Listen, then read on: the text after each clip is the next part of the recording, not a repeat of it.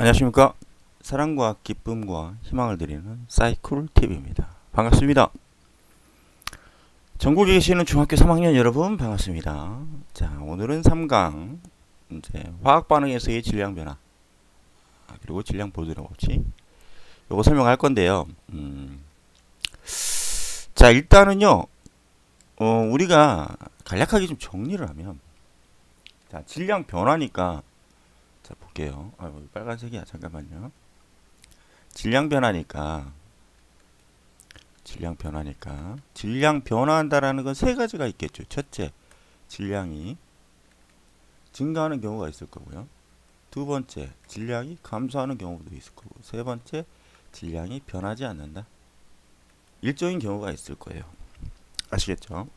질량이 변화한다는 건 이 세 가지 원칙에서 벗어나지 않아요. 자, 근데 일단 질량이 일정하다라는 것부터 먼저 생각할 겁니다. 자, 일단 여러분들 닫힌 개가 있고 닫힌 개,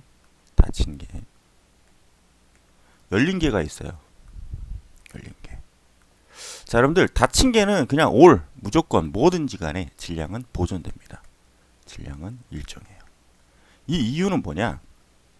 실험을 하는데 두 물질을요 닫힌 곳에다 집어 넣는 거야. 자, 닫힌 곳에다가 A 또는 B 또는 C를 뭐 이런 걸 집어 넣어서 뭐 새로운 물질 뭐 D와 뭐 E를 만들어낸다 합시다. 근데 닫아놨어. 그러면 처음 넣어줬을 때 A, B, C가 가지는 자 원자의 종류와 수는 반응이 끝난다 하더라도 원자의 종류와 수가 즉 원자가 재배열될 뿐이죠. 재배열. 그죠? 재배열될 뿐이야. 그 종류와 수는 변화가 하지 않는 변화한다 그랬습니까? 안 한다 그랬습니까? 안 한다 그랬죠? 그러니까 닫힌 계에서는 반응을 하든 반응을 다 하지 않든 아무튼 무조건 조건 없이 항상 일정 상태를 유지합니다. 어렵지 않아 이건. 그러니까 닫힌 계라는 개념이 나오면 무조건 다 보존되는 겁니다. 일정한 거고. 그러면 우리가 좀 생각을 해보면 어차피 닫힌 계라는 개념을 쓰게 되면 항상 일정할 거니까 이걸 가지고 시험 문제를 만들진 않겠죠. 너무 쉬우니까. 그렇죠? 그래서 우리가 중점적으로 파악하고 가야 될 건 열린 계라는 거예요. 열린 계. 아시겠죠? 요거를 잘 생각하셔야 돼요. 아시겠죠? 오케이. 자, 그럼 열린 계에서의 반응은 뭐가 있냐? 자, 앙금 생성 반응이 있고요. 반응이 있고. 그다음에 두 번째는 뭐가 있냐면 기체 발생 반응이 있습니다. 기체 발생 반응. 그다음에 세 번째는 뭐가 있냐면요. 연소 반응. 근데 이 연소 반응은 또 두 가지로 나눠져요. 금속의 연소가 있고요. 그다음에 비금속의 연소. 이렇게 체계적으로 나누어서 생각을 해야 돼요. 근데 이건 어렵지가 않아요. 절대 어렵지가 않습니다. 절대 어렵지가 않아. 자, 그래서 우리는 열린 개만 생각을 할 거예요. 자, 근데 이제 이쯤에서 우리가 지난 강의에서 하나 빼먹은 걸 좀 추가해서 좀 설명을 해드릴게요. 지난 강의에서 하나 빼먹었어. 자, 뭘 빼먹었냐면 화학 반응에 종류가 있습니다. 그래서 첫 번째는 화합이 있고요. 두 번째는요 분해가 있고, 세 번째는 치환이 있습니다. 네 번째는 복분해가 있어요. 복분해는 주로 학교에서 많이 다루진 않아요. 그리고 치환도 그렇게 많이 다루진 않습니다. 주로 이제 화합하고 그 다음에 분해를 주로 많이 낼 건데, 기본형은 이런 거예요. A하고 B하고 화합해서 C를 만들어낸다. 대표적인 예로 EH2 플러스 O2가 뭐 EH2O가 된다. 이런 것들은 화합이죠. 또 뭐 예를 들어서 만약에 ENA 플러스 Cl2가 반응하면 ENaCl이 된다. 이런 것도 화합이고요. 기본 형태대로 움직이시면 되고요. 분해라는 건 분해라는 건요. 자, A 플러스 잠깐만요. A가 다시 이거는 분해라는 건 이제 갈라지는 걸 의미하는 거니까 화합의 역으로 생각하면 되죠. C라는 물질이 A 플러스 B 또는 뭐 A 플러스 B 플러스 C 뭐 이런 형태로 분해된다라는 얘기입니다. 자, 대표적인 예로 분해를 설명을 하면요. 대표적인 예로 분해를 설명을 하면 뭐가 있을까요? 뭐가 있을까? 대표적인 예로 분해 뭐 물분해도 있겠죠. EH2가 전기불꽃을 사용해서 EH2 플러스 O2로 전기불꽃이 아니라 전기분해죠. 죄송합니다. 전기를 사용해서 아무튼 분해된다라는 거. 전기를 사용해서 분해한다. 전기분해. 그다음에 또 뭐가 있을까요? 과산화수소의 촉매분해가 있습니다. 과산화수소의 촉매분해. EH2O2라는 과산화수소를 MnO2 이산화망가니즈를 사용해서 EH2O 플러스 O2. 이 분해는요 좀 잘 알고 가셔야 돼요. 화합은 그렇게 어렵지는 않은데 분해는 좀 잘 알고 가셔야 됩니다. 아시겠죠? 오케이. 이렇게 과산화수소 촉매분해. 그 다음에 열분해. ENaHCO3 탄산수소 나트륨이라는 걸 가열을 해서 Na2CO3 고체. 그 다음에 이거 2학년 때 했던 것 같은데 그죠? 하지 않았나? H2O 물 리퀴드 그 다음에 CO2 기체가 돼서 발생된다. 이런 것들. 그 다음에 치환이라는 건요. AB라는 화합물이 자 C랑 반응하면 AC가 되고 그 다음에 B가 떨어져 나온다. 이런 것들이 치환이에요. 자 대표적인 치환으로는 뭐가 있냐면 잠깐만요. 치환 뭐가 있을까요? 대표적인 치환 CuSO4 하고 CuSO4 그 다음에 Mg 이것이 반응하게 되면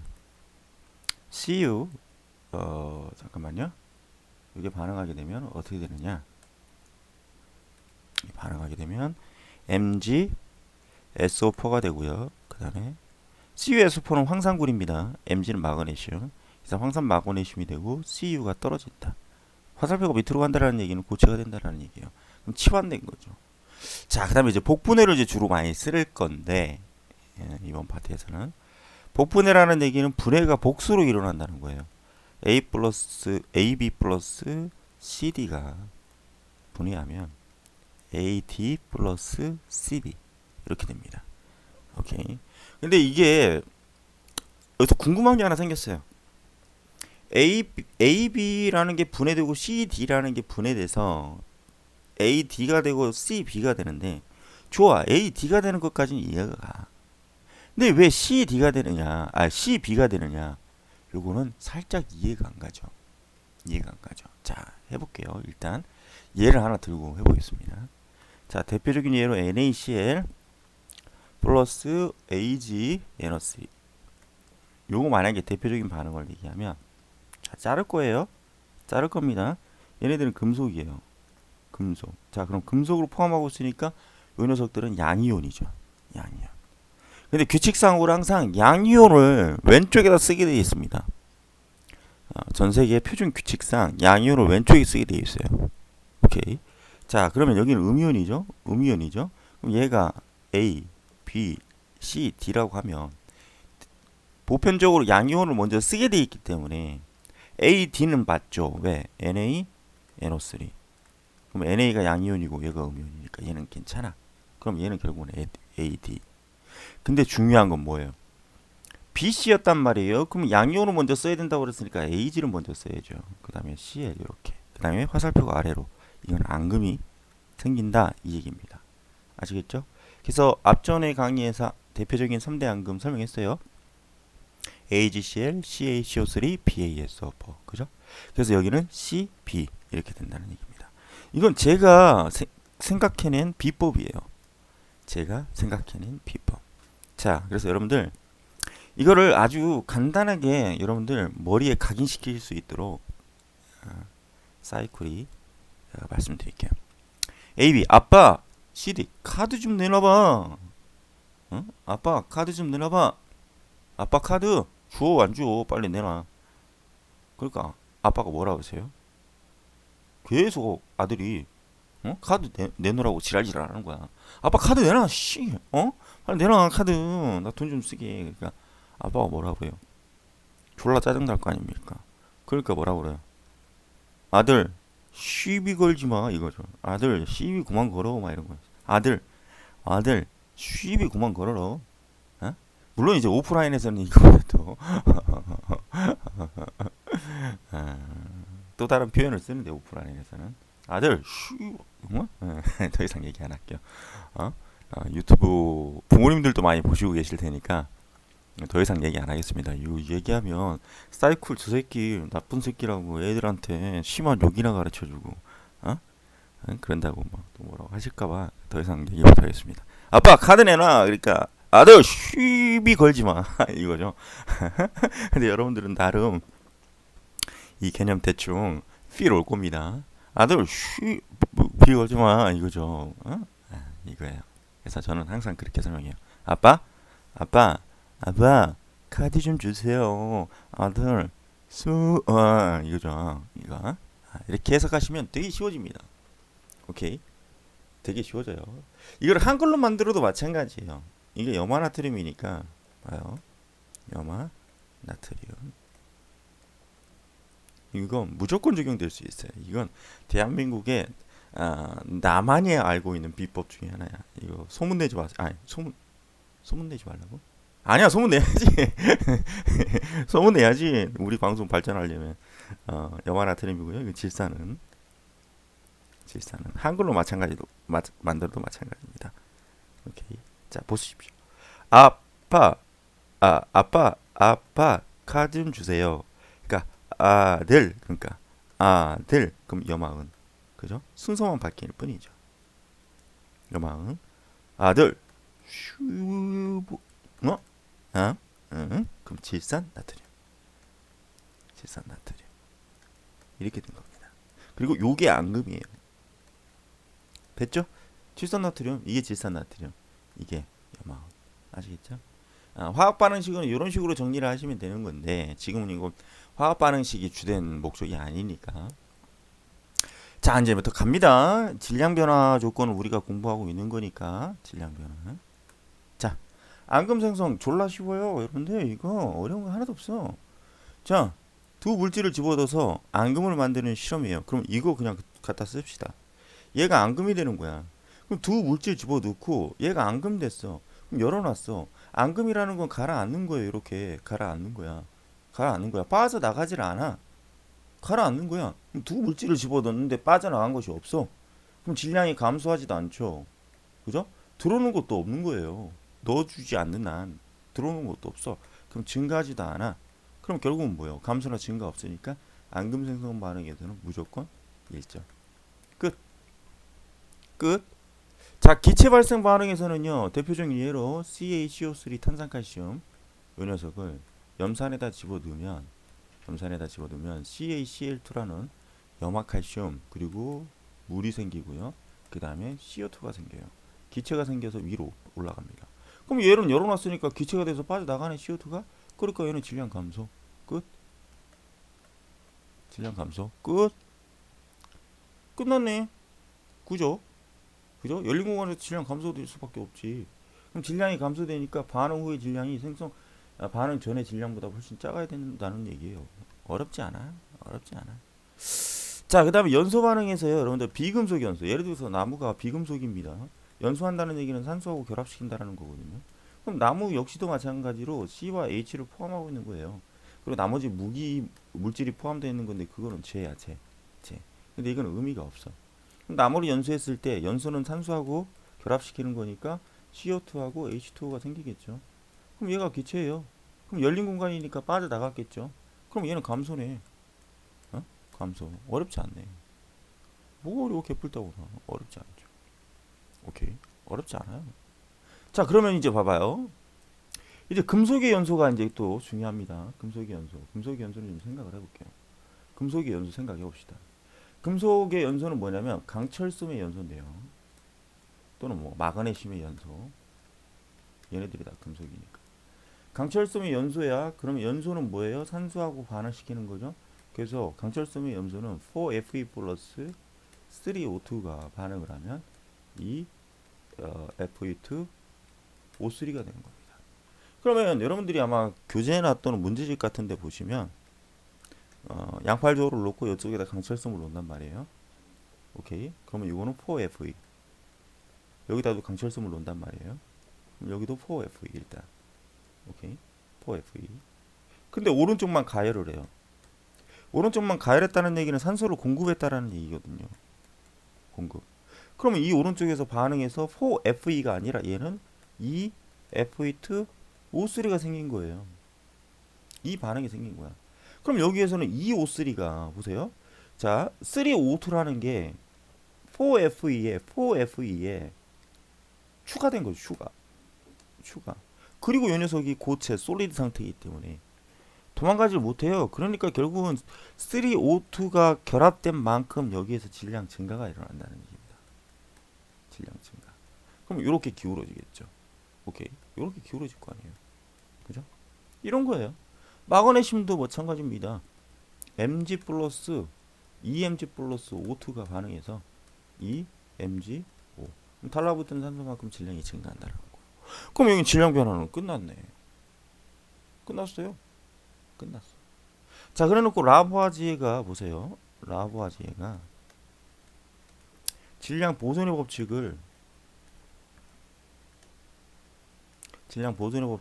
제시했는데 이 질량 보존의 법칙하고 그 다음에 대다수의 학생들이 이 질량 보존의 법칙하고 지금 설명했던 이 열린계에서의 질량의 변화하고 헷갈리는 사람들이 되게 많아. 왜? 그럴싸하죠. 왜? 아니 사이클림 앙금 생성 반응은 내가 어떻게 그래 좋아 그렇다 쳐요. 근데 기체 발생 반응에서 질량 감소한다며. 그 다음에 금속의 연소에서 질량 증가한다며. 근데 왜 질량은 보존한다는 얘기야? 어? 사이클림 그거 뭐 말이 안 되잖아요. 이렇게 계속 질문을 해요. 정부에서.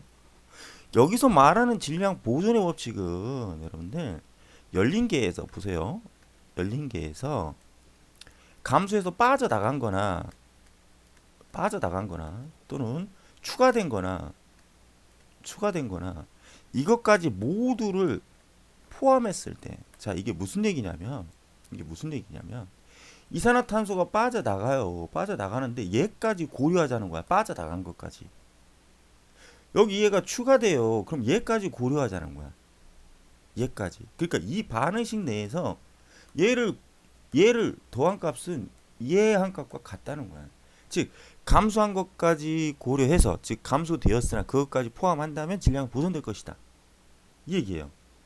즉 반응 물질의 총 질량은 생성 물질의 총 질량과 같다는 건데, 여기서 이 개념은 뭐다? 추가한 녀석까지 고려, 빠져나간 것까지 고려, 즉 감수량도 고려, 증가량도 고려해서 얘네들까지 전부 다 질량은 보존될 것이다. 왜? 그 이유가 뭐예요? 화학 반응 시에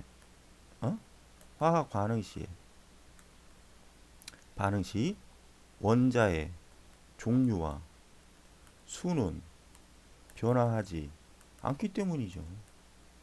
다만 재배열될 뿐이다. 요게 이유죠. 요게. 오케이. 질량 보존의 법칙은 이름으로써 성립이 된다라는 얘기입니다. 오케이. 화학 반응에서의 질량 변화 관계. 오케이. 여기까지만 정리하면 될 것 같아요. 지금 시각이 2시 56분. 조금 이따 출근해야 되는데 출근하는 시간이 너무 출근하기 전까지 시간이 아까워서 아까는 2문제 지문 받아서 찍어서 보내드리고, 지금 이따가 11시에는 또 고등학교 1학년 생방송 해야 되거든요. 중3은 생방송으로 못하는 것에 대한 양해 부탁드리고요. 여러분들 아무쪼록 최선을 다해서 찍어서 올리도록 하겠습니다. 감사합니다. 열심히 응원해 주시고 그러면 제가 최선을 다하도록 하겠습니다. 지금까지 사이쿨이었습니다. 감사합니다. 이거 어디 갔어?